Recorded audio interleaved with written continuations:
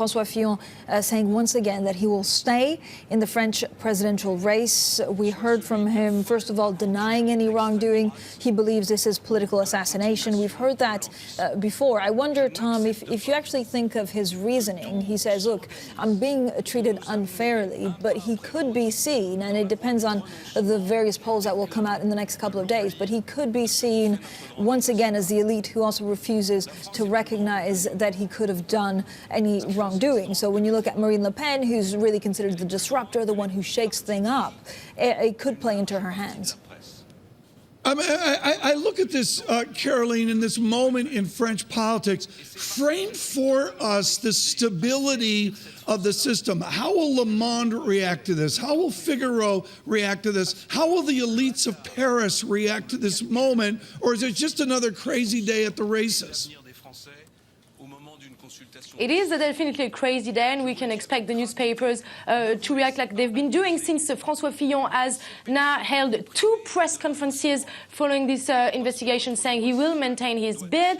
All the media have been interrogating, of course, various people in his party who might not support the fact that he wants to maintain his candidacy. So, of course, there will be a lot of discussions among the elite whether he is treated fairly and whether the judicial system should just do his job. Caroline, Francine was brilliant earlier talking about a comparison of Thatcher perspective with Mr. Fillon. I think our audience knows a lot about social and more liberal French politics.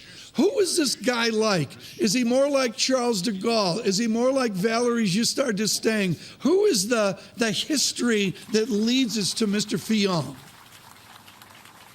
Is considered much more on the right wing than Valéry Giscard d'Estaing, for example, but he definitely defends the legacy of President Charles de Gaulle. If you compare him to some other candidate like Emmanuel Macron today, for example, he defends an idea of closer ties with Russia, for example. He also wants to ease the tensions that with the newly elected President Donald Trump in the US. So definitely following the legacy of Charles de Gaulle, but a bit more on the right wing than some of the other Republican candidates we may have seen in the past.